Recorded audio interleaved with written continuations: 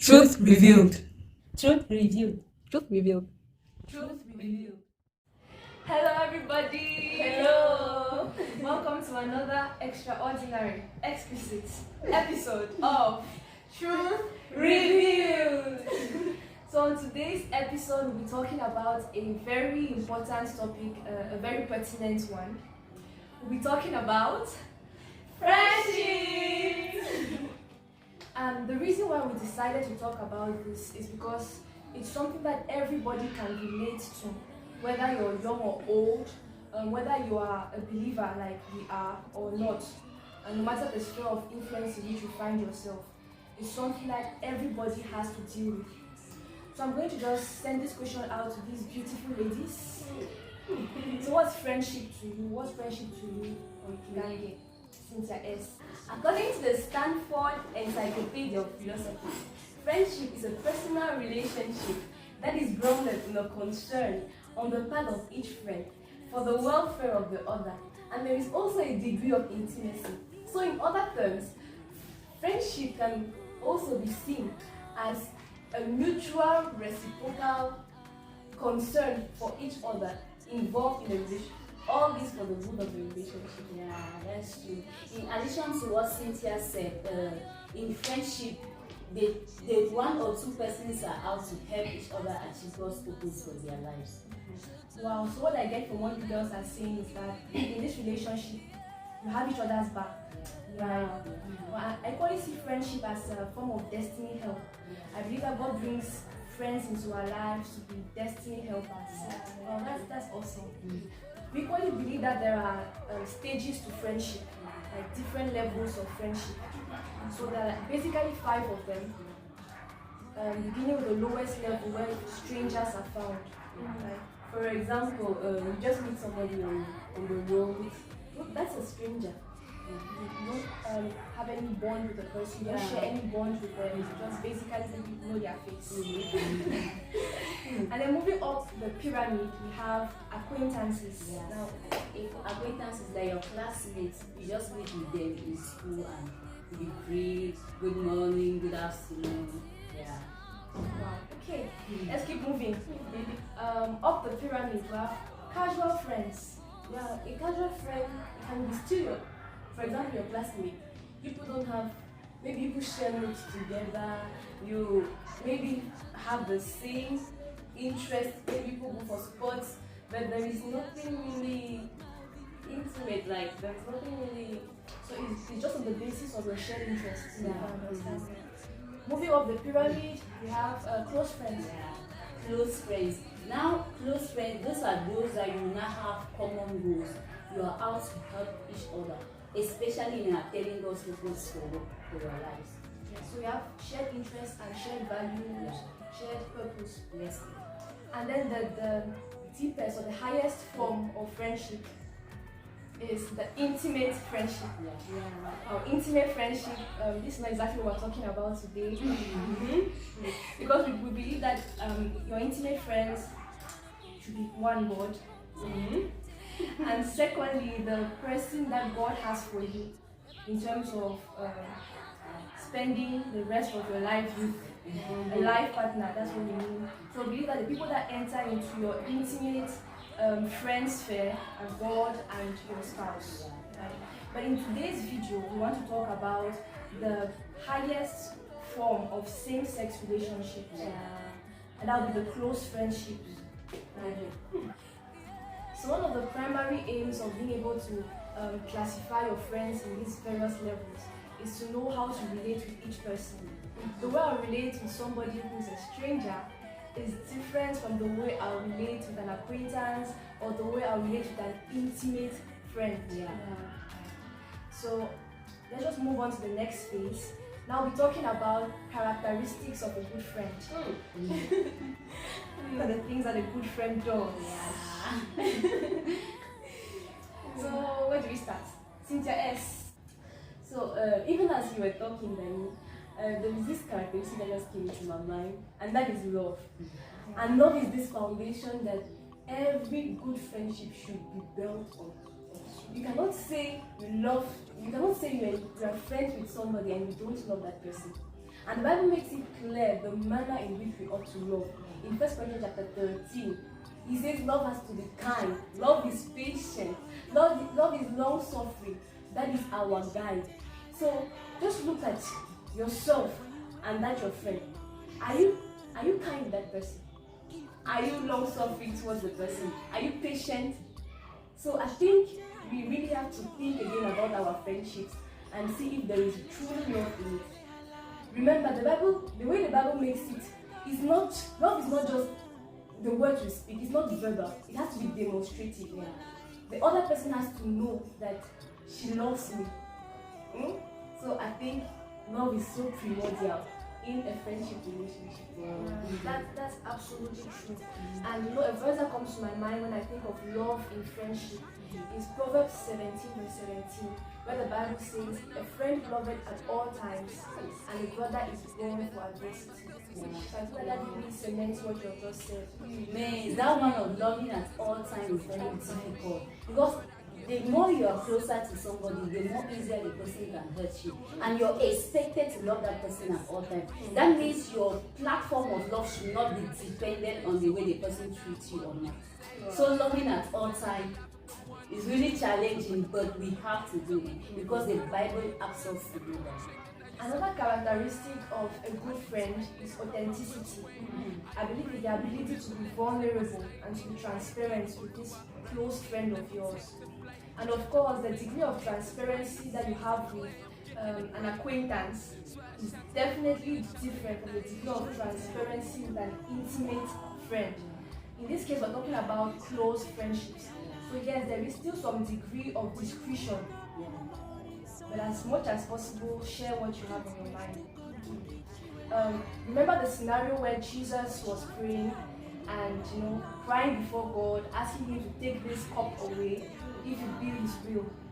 The amazing part is that he permitted his disciples see him in that position of vulnerability. Jesus didn't set up walls. He allowed people in to see him at his weakest point. Wow, that's powerful what you're saying. So what I get from you is that authenticity makes room for growth, so that the friendship can really grow to another level. That's really powerful. Yeah, because it's only if I know your weaknesses, if you expose your weaknesses to me, that I can help. Yeah, I think I'm equally a destiny helper. Only when you expose those weaknesses to me that I can help and pray for you. From what I get is that be real to yourself, be truthful. Being authentic is saying things the way they are supposed to be said. If you say you're close to this friend, you should be able to correct that friend. Don't fake. Some people build their relationship on the foundation of faking. It will not last for long. Correct that person. Another thing that comes into my mind is that, what is your method of correcting that person? Are you correcting the person because the person's weak point is yours? So be real to that person, but do it in a good way. That's very important what you're saying, because there are some people that are real, but their manner of approaching the other person is really aggressive, and this person is like, hey, why are you revealing myself to me in this way? So in as much as we have to be real to the other person, we have to know the manner in which we approach them. It's very important. And I also look at if your message of love is louder than your message of rebuke, the rebuke will be accepted better. There's this verse, Proverbs 27 verse 6, which says, faithful are the wounds of a friend, but the kisses of an enemy are deceitful. Right? So it's our place as friends to be honest, even if it comes as wounds. Just making sure that your message of love is louder. Another characteristic of a true friend is that a true friend is trustworthy. If you cannot tell me that you're close to this person, but the person cannot trust you, you in the other part, there are some things that you have to do in order to win that person's trust. There are some ladies that I remember that you can open up to them, and then in some hours you start stealing on their status that people are suffering out here. Let's help them. Okay, so on your part, what are the things that you're doing in order to gain this person's trust? Are you the type of person that will say some things but your actions prove the contrary? I remember when we were in Form 5, there was a teacher that would say, this class is starting at 7:30, and at that 7:30 he's already there. You see that students who end up attending the classes before 7:30 because he has gained the trust. They are not like they'll come and wait for him. So be the type of friend that your actions demonstrate what you say. Yeah, that's powerful. Let your yes be yes, let your no be no. Yeah. The last point I think we talk about is the fact that a friend edifies, a friend encourages, a friend is there to bring out the best in this other person. That's why intentionality is so important in friendships. Don't be passive about your friendships, about your relationship. Yes, you might be able to see the flaws of this person because of how close you are. Remember, we're talking about close friendships. If you're authentic enough, you should be able to know their weaknesses, their faults. But then, are you able to go beyond these faults that you see? Are you able to believe the best of them? The Bible also says in 1 Corinthians 13 that love believes all things. You're able to see them and see the bright future that God is taking them to. Amen. Amen. And while you were speaking, I'm just seeing a friend like that fan club that is behind is always hailing you. Yeah, you can do it, you can do it, you're the best, you are the best, even when you don't believe in yourself. Like he's there to tell you can really go on. That's you're more than that. And I think we have a practical example of that. I participated in some auditions for a Christian beauty pageant, and these girls were there, wore their t-shirts, everything.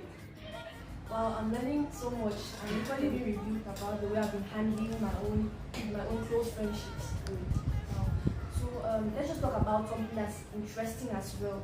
What is friendship not? I remember it was Cynthia Esther once engaged us on this topic, interesting topic. What is friendship not? Okay. Friendship is not idolatry. You seeing this person as a mini god, you putting the opinion of this person first over even your beliefs, over even your values. That's not friendship. Remember, God will attack your idol, you attack your friendship, and friendship cannot grow upon such foundations. It cannot grow. So friendship is not idolatry. And remember, idolatry is something that becomes very subtle. You don't really notice it, but it's very subtle. So one thing that will really help you to see if you're idolizing that person or not, do you derive your identity from that person? Is what he says or what she says, is it what defines you? So you have to check it. Are you idolizing like your close friend or not? Wow, that's so powerful. Because I think that in our society today, many people walk with a lack of identity and then seek for friendship so that to fill that void in their hearts that only God can fill. When the Bible says that two are better than one, in the case of friendship, two are better than one, it's not, it's two, not a half and half person. You need to be a full person, a whole person. So that two will be better than one. So don't derive your identity from anybody. Yeah, that is true. And one thing is that when you see this person as a mini god, you do things that are at detriment of your own self.